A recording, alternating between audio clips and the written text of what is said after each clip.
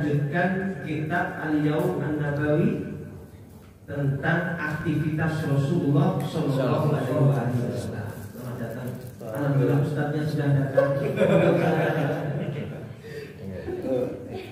Sateran berbaik jenggotnya semua.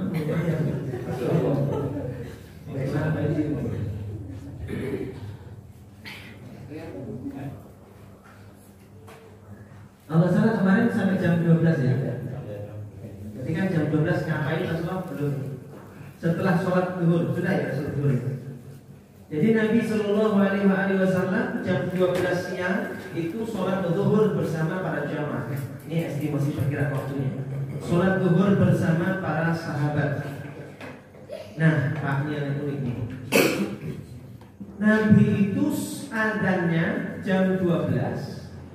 Merintahkan Sayyidina Bilal untuk adzan jam 12. Tapi tidak langsung Nabi itu sholat. Nabi ngerjakan di rumah sholat qobliyah zuhur, kerjakan 4 rakaat. Lalu Nabi yang dilakukan apa? Kadang masih mengunjungi putranya, putrinya Sayyidah Fatimah, atau nengok cucunya Sayyidina Hasan dan Husain. Moga Pak, silakan.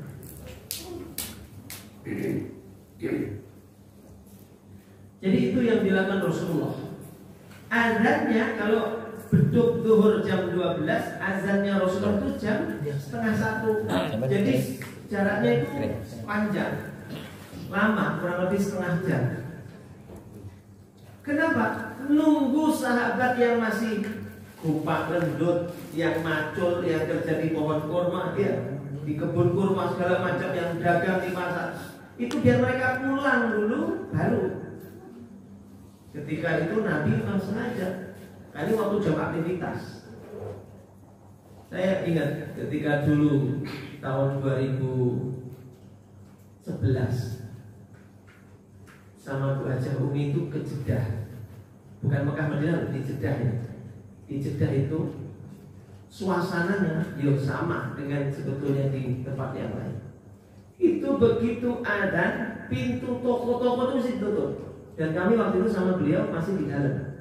Begitu adzan, yang punya toko langsung keluar dikunci, kami nggak bisa keluar. Jadi kita di dalam toko, kami terkunci dulu. Nunggu sampai bubar sholat, baru kami bisa keluar. Masya Allah. Jadi jenengan kalau udah mulai dengar adzan, jangan sekali-kali masuk toko. Kunci dari luar, bisa keluar. Itu di sana Masya Allah. Subhanallah.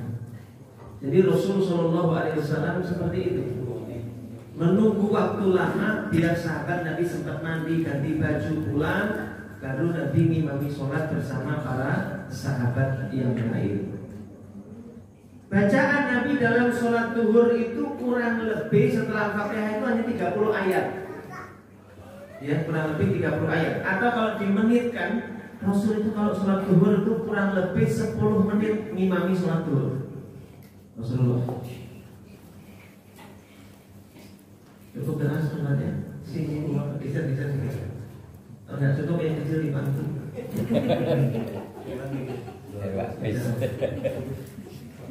Alhamdulillah Pak Profesor sudah datang.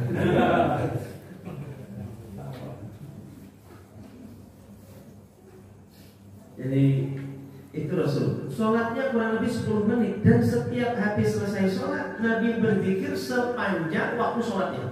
Jadi kalau Nabi sholatnya 15 menit, zikirnya kurang lebih 15 menit. Sholatnya 10 menit, zikirnya kurang lebih 10 menit. Nah, kita kan ya Assalamualaikum, ya Allah, doaku masih sama dengan kemarin. Amin.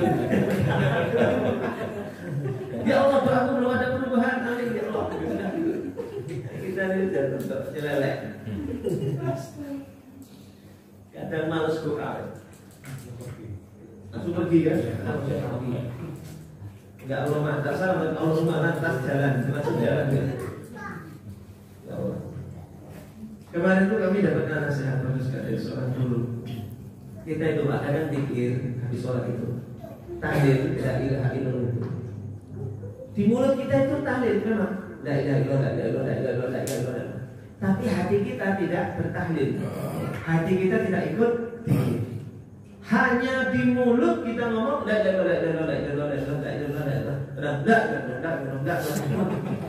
ngerti sendiri apa yang kita omongin. Kata guru kami itu contoh zikir munafik. Contoh zikir munafik karena nggak sesuai antara lidah dengan hati. Lidahnya ngomong la ilaha illallah, hatinya nggak ikut ngomong la ilaha illallah. Jadi nggak sama.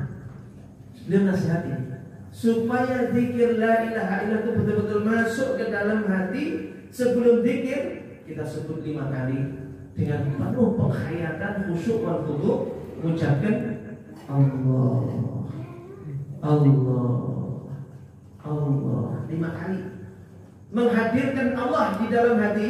Allah, Allah sampai 5 kali. Kalau sudah merasa merasuk itu nama Allah dalam hati, baru mengucapkan la ilaha illallah itu ada rohnya.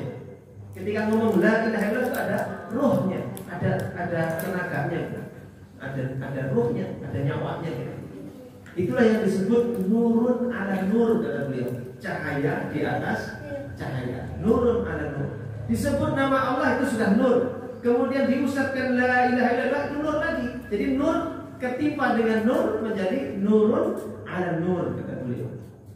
Jadi subhanallah. Kadang kita jujur pikir aja apa yang Tuhan. Kayak tadi kita pikir subhanallah, subhanallah, sub. Alhamdulillah, itulah termasuk pikir munafik kata beliau. Yang gak sesuai antara hati dengan ucapan, dengan lisannya gak sama. Ini sedikit koreksi buat kita. Maka guru kami mengatakan apa? Kalau Allah menghendaki memberi keselamatan kepada seorang hamba, hendak Allah beri keselamatan dunia dan akhirat kepadanya, maka Allah akan senangkan hatinya, senangkan lisannya untuk berzikir kepada Allah Subhanahu. Jadi kalau ada orang kok senang banget zikir, sendiri zikir, bareng-bareng juga zikir, baik lisannya maupun hatinya, itu tandanya Allah hendak menyelamatkan dia di dunia maupun di akhirat. Dan kalau Allah berkehendak memasukkan seseorang itu ke dalam surga bersama orang-orang soleh, maka di dunia dia akan disenangkan hatinya oleh Allah, kumpul sama orang-orang soleh, kumpul sama orang baik, orang yang sama-sama kumpul cinta karena Allah. Ini tanda-tanda yang bagus. Dan tanda Allah cinta kepada seorang hamba yang hendak dibahagiakan hidupnya dunia dan akhirat, Allah akan mudahkan dia untuk senang memohon ampun kepada Allah, bertobat kepada Allah. Jadi ada 3 tadi. Apa enggak? Alhamdulillah. Pertama, kalau Allah hendak menyelamatkan seorang hamba dunia akhirat, disenangkan apa? Zikir. 2, kalau Allah hendak memasukkan seorang itu ke dalam surga bersama orang soleh, di dunia dia akan senang berkumpul ketemu bareng-bareng sama orang soleh. 3, kalau Allah hendak memberi kebahagiaan kepada hambanya dunia dan akhirat, Allah akan senangkan lisannya, senangkan dirinya untuk bertaubat kepada Allah Subhanahu wa taala. Senangannya taubat, senangannya taubat. Ingat dosa sedikit taubat, dosa sedikit taubat kembali.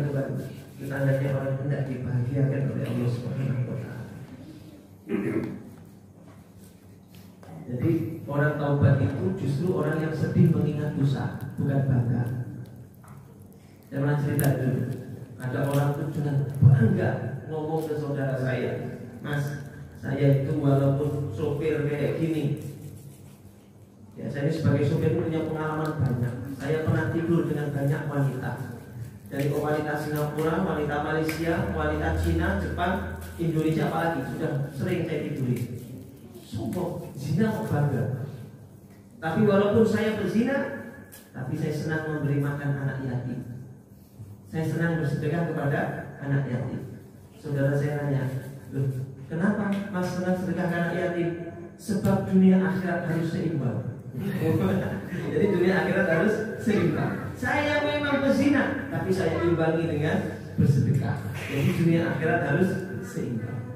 Terus saudara saya nanya, kalau dengan seimbang itu terus besok masuk mana kira-kira? Masuk neraka atau surga? Dia bingung dia, surga atau neraka? Dia diam. Lalu dia jawab, kayaknya saya nanti masuk surga jahanam.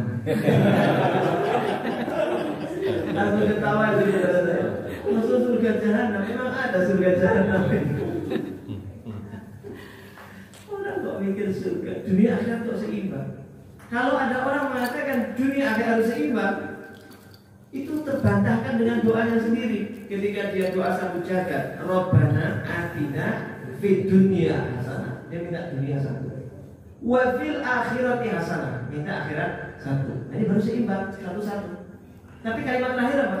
Waqina adzabannar, dan jagalah kami dari azab api neraka. Api neraka ini di dunia atau di akhirat? Di akhirat. Jadi akhirat kita minta dua, dunia minta satu. Tidak boleh seimbang. Harus lebih banyak akhiratnya daripada dunia. Jadi nggak boleh seimbang. Sebentar, saya bukakan. Sampai sini ada pertanyaan boleh? Boleh bertanya? Boleh. Yang penting jangan sulit-sulit pertanyaan. Enggak, tadi mengatakan ada zikir.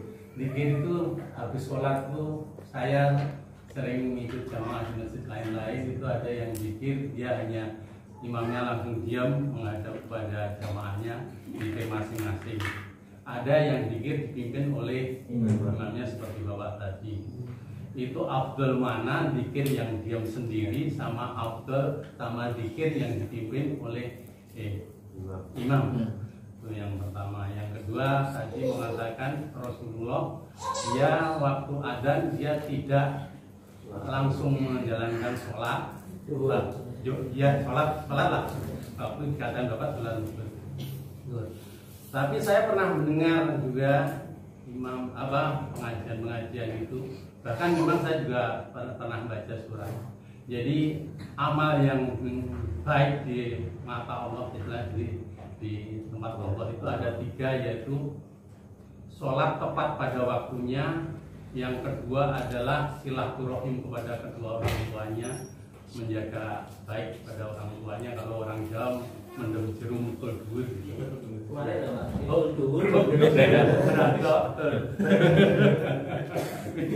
Mikul dhuwur mendem jerum.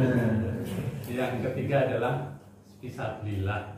Nah itu tadi kalau umpamanya Rasulullah mengajarkan ya tidak tepat pada waktunya, berarti ya salah tadi menurut saya yang menurut saya loh tadi. Jadi kalau istilahnya tepat pada waktunya tidak tepat. Terima kasih. Gila, pentingnya ngaji itu gitu. Pentingnya ngaji. Kalau tidak tahu, tanya. Kan ngaji itu ilmu itu bisa didapat dengan 3 hal. Masih ingat? Pertama, lali. Kedua, hilang ingatan. Ketiga, ilmu itu didapat dengan 3 jalan. Pertama, baca. Kedua, kalau nggak sempat baca buku, sempat baca kitab. Kalau kitab gundul ya lain baca. Dengar, mendengar, hadir di majelis. Baca enggak, dengar juga nggak sempat. Nah, yang ketiga yaitu apa? Tanya. Itu 3 cara mendapatkan ilmu: membaca, mendengar, bertanya. Ini termasuk tadi Pak Medi bertanya.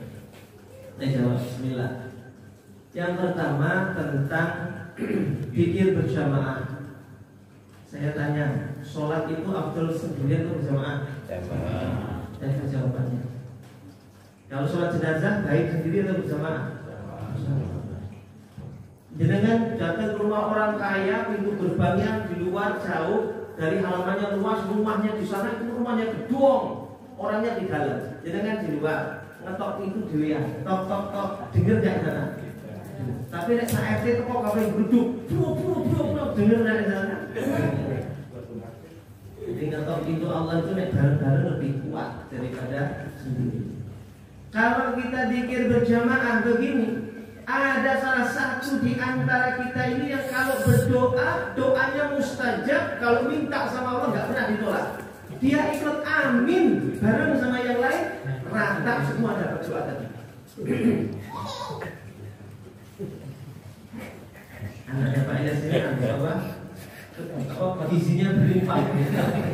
Isinya berlimpah. Anaknya aktif. Jadi Pak, zikir itu Rasul Sallallahu Alaihi Wasallam dalam banyak hadis disebutkan. Salah satunya riwayat Imam Ibnu Abbas. Kami, kata Imam Ibnu Abbas atau Abdullah bin Abbas radhiyallahu anhu, Kami tahu masjid itu para jamaah Rasul dan para sahabat selesai sholat berjamaah dari suara gemuruh zikir. Jadi terdengar kalau habis sholat didengar oleh tetangga kanan, kiri, depan, belakang masjid. Kok ada suara gemuruh? Oh, tandanya sudah selesai sholat. Gemuruh itu apa? Suara para sahabat berzikir. Kita tahu zikirnya Nabi. Habis sholat urutan zikir begini, habis baca ini begini. Tahu dari mana? Dari kitab tentang tertib zikir pada sholat. Kok kitab itu bisa dikarang? Siapa yang karang? Para sahabat. Kok para sahabat bisa tahu zikirnya Nabi? Karena zikirnya dikeraskan. Coba nanti zikirnya diam. Tak pernah ada kitab judulnya zikir baca sholat. Tidak mungkin ada kitab itu.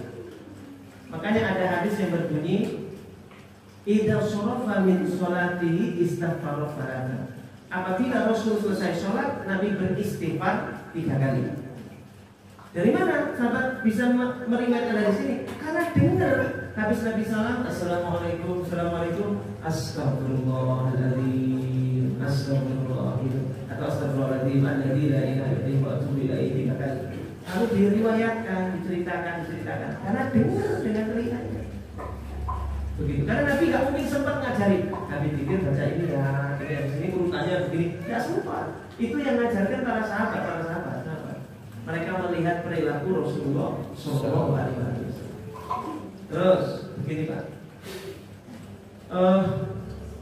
Ketika saya masih kecil, terbiasa mendengar orang-orang tua kita zikir itu dikeraskan, sehingga saya hafal cara berzikir pada sholat. Sekarang pertanyaan saya, siapa orang tua yang sempat ngajari anak-anak itu cara zikir? Gak sempat di rumah ngajari, gitu. Kecuali salah satu imam, mungkin imam maghrib atau mungkin imam isya atau imam subuh, salah satunya ada yang baca dikeraskan, biar siapa anak-anak kecil itu dengar cara zikir pada sholat. Sekarang anak kecil coba anak SMP, anak SMA tanya cara zikir pada sholat, gak ngerti Pak. Kenapa? Gak pernah dengar. Karena telinganya gak pernah dengar cara zikir. Gak dengar dan baca. Nah orang-orang tua dulu kan dijelaskan sehingga kita ngerti cara zikirnya karena mendengar. Ini salah satu hikmahnya. Jadi saya tidak mengatakan dipelankan nggak boleh, nggak dikeraskan boleh, afdol. Tidak dikeraskan juga monggo silakan. Ya, tapi kalau yang dikeraskan itu yang dipimpin berjamaah itu nilainya lebih kuat, lebih afdol daripada tidak. Doa berjamaah itu lebih kuat kekuatan seperti sholat. Sholat berjamaah itu lebih kuat daripada sholat sendiri. Gitu ya Pak, yang pertama. Lalu yang kedua, pertanyaan tentang waktu sholat. Rasul ditanya, ya Rasulullah, ay amali ahabbu indallah, amalan apa yang paling dicintai Allah? Nabi mengatakan as-sholatu ala waktiha, sholat pada waktunya, tepat pada waktunya. Saya tanya, zuhur itu ada misalnya tadi Rasulullah jam 12, sholat jam setengah 1 itu masih pada waktunya enggak? Setengah 1 itu masih pada waktunya. Nek sholat zuhur jam setengah 4 pada waktunya tidak? Tidak. Itu tidak as-sholatu ala waktiha, tidak tepat pada waktunya.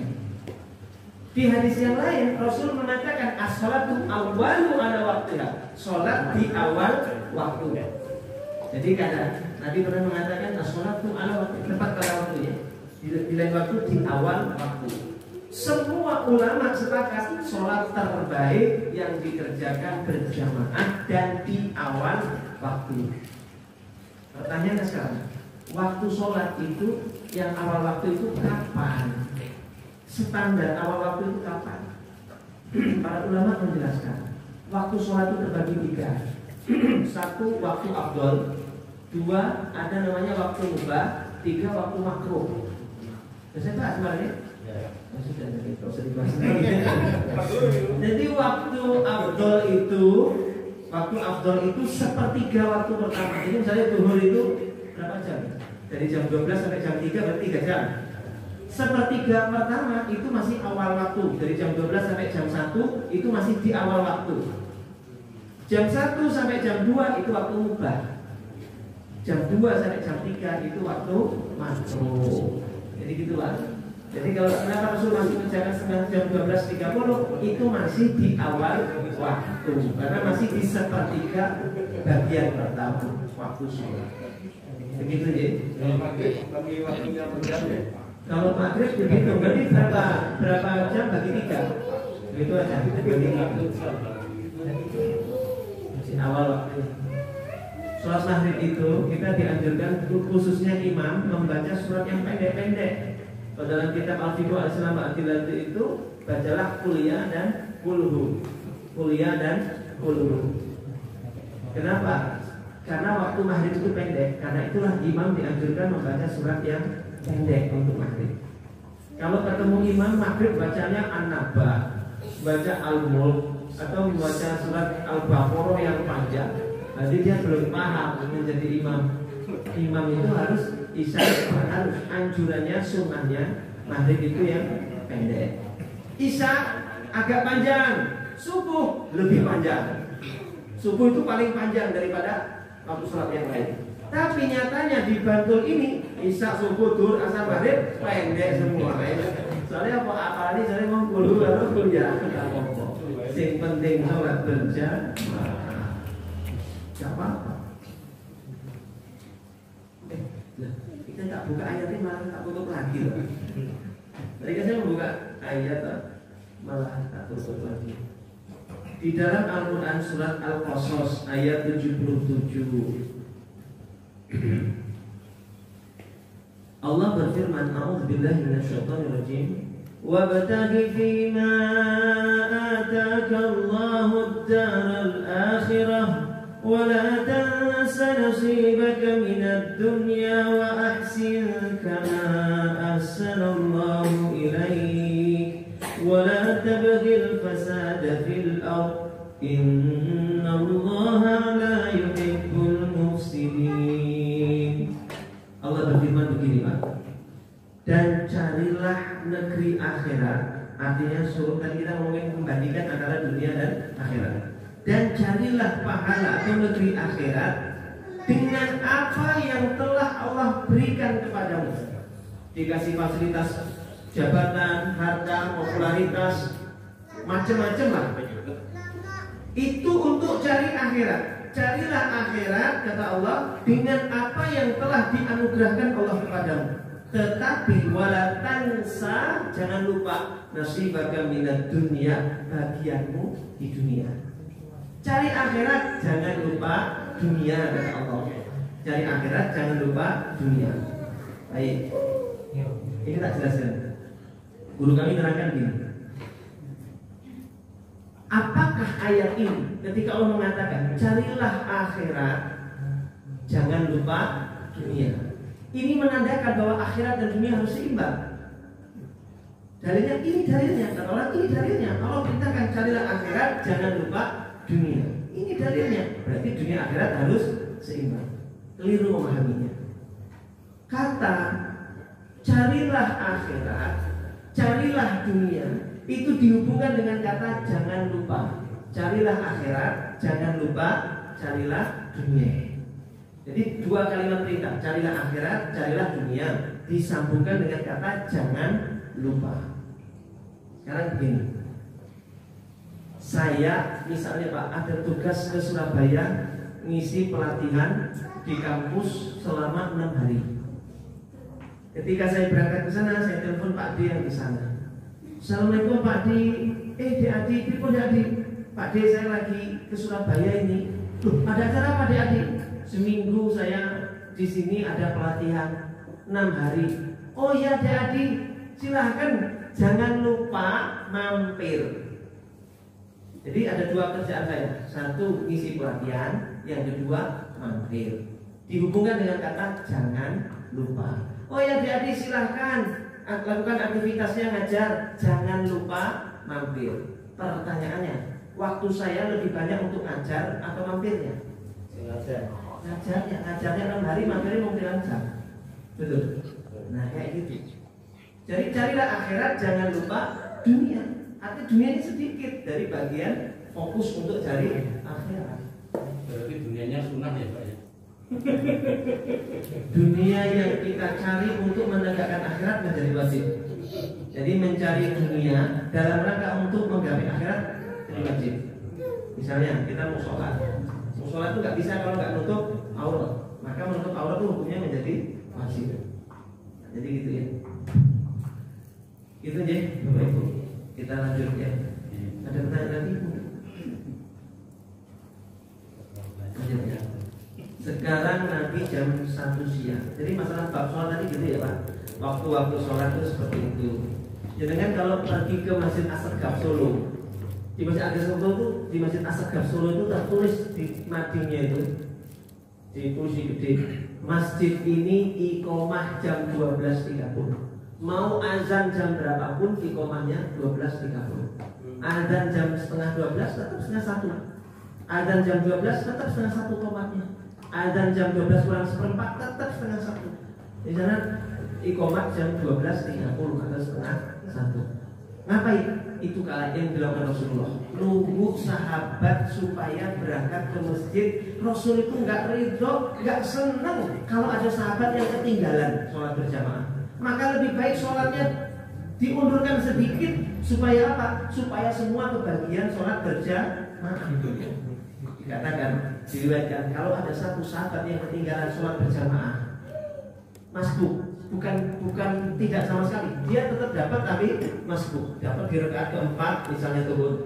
Lalu yang lain sudah salam, dia lanjutkan. Setelah sholat selesai bubar, dia disalami sama para sahabat yang lain. Apa yang diucapkannya? Selamat apa? Kami turut berduka cita. Kami turut berduka cita. Jadi kalau ada yang terlambat itu ucapannya apa? Kami turut bela sungkoh. Kami derek bela sungkoh. Makanya Sayyidina Umar itu pernah terlambat gara-gara keasikan di kebunnya. Maka kebunnya langsung diwakafkan, diberikan ke Rasulullah SAW. Gara-gara kasihkan dulu kebunnya banyak, buahnya bagus-bagus, kasihkan terlambat sholat langsung disedekahkan kebunnya Sayyidina Umar bin Khattab. Itu masya Allah. Jadi seperti itu ya para sahabat itu. Nah, jadi kan kebiasaan lah. Telah maksud alhamdulillah saya kebagian. Alhamdulillah salam. Alhamdulillah dari alhamdulillah salam. Wah Jumatan. Jumatan ini nunggu, asik khutbah pertama. Ya Allah. Itu nek wis baru kalau beli orang itu baru berangkat ke masjid. Wis menampung. Parah. Jadi kan tahu nggak Pak? Orang tidur ketika sholat Jumat, khutbah dia tidur. Itu adalah tidur dari setan. Tidur yang membuat dia tidur adalah setan. Saya akan menunjukkan bukti-buktinya bahwa itu kerjaan setan. Dan orang yang tertidur itu adalah tertidur karena kalah sama godaan setan. Buktinya, pertama, kalau jenengan mau sholat Jumat, itu jenengan biasanya apa dulu di rumah? Mandi, betul nggak? Mandi kan? Sebelum berangkat Jumatan mandi. Kira-kira kalau habis mandi itu logikanya ngantuk kok seger? Kenapa kok pas khutbah malah ngantuk? Padahal dan mandi. Sama logika nggak? Masuk akal. Dua, logika kedua. Ketika khutbah, mulai berkhutbah khotib, itu kita mulai sampai dari belakang dasi orang ketok. Kepalanya nggak ada, hilang kepalanya itu hilang. Terus dingkluk banget itu. Tapi begitu khotib mengatakan Barakallahu li wa lakum langsung buka. Iya nggak? Iya nggak? Benar nggak? Ketika khotib Barakallahu li wa lakum fil Quran langsung kita bangun. Benar kan? Pengalaman pribadi soalnya. Karena padahal ucapan Barakallah itu tinggi apa nurun? Nurun. Kan khotib ceramah misalnya berapi-api, dia tidur. Tapi begitu ditutup dengan kalimat yang semakin rendah, Barakallahu li wa lakum, harusnya semakin pules. Tapi kenapa dia bangun? Digugah terus setan. Wis tangi-tangi gugah wis rampung. Maka tidur kita itu karena setan. Tiga, bukti ketiga. Biasanya kita makan siang sebelum Jumatan atau setelah Jumatan? Setelah Jumatan. Kalau makannya sebelum Jumatan, kantuk wajar karena perutnya kenyang, wareg. Karena wareg itu sehingga kita sholat ngantuk, dengan ngantuk. Nyatanya kita itu makannya setelah Jumat, bukan sebelum Jumatan. Kok ngantuk? Nah itu tadi secara logika nggak bisa masuk akal. Itulah tadi dari bagian-bagian dari gangguan setan. Maka ketika sholat Jumat tuh hati-hati. Kalau bisa jangan tidur. Ya, kalau bisa. Sudah ada. Masya Allah. Baik. Jadi jam 1 terpaksa kita selesaikan di pertemuan berikutnya ya. Ini baru jam 12 sampai jam 1. Jam 1 sampai jam 2 insya Allah di pertemuan berikutnya.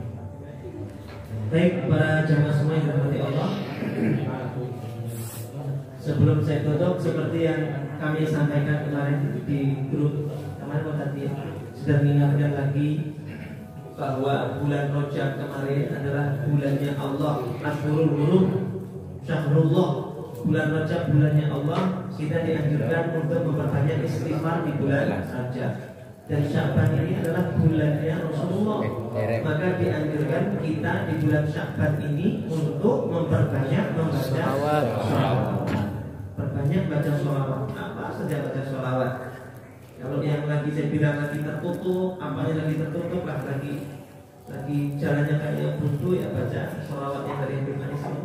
Ya Rabbi sholli ala Muhammad waftah minal khair kulla mughlaq. Sudah saya share di grup. Ya, bisa dibaca, bisa diamalkan. Itu ya, jadi bulan Sya'ban terbanyak membaca sholawat. Silakan banyak baca sholawat. Naik motor, naik mobil, nyetir, baca sholawat. Apapun keadaan, baca sholawat. Ini bulannya Rasulullah. Jadi Rajab, Sya'ban, Ramadan berurut.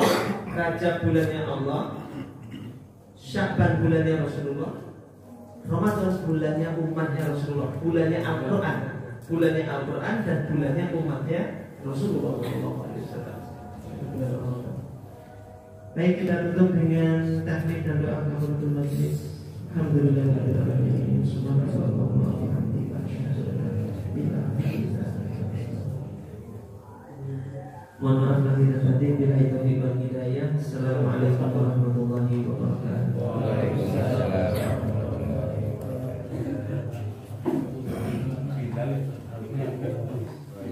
Bismillah.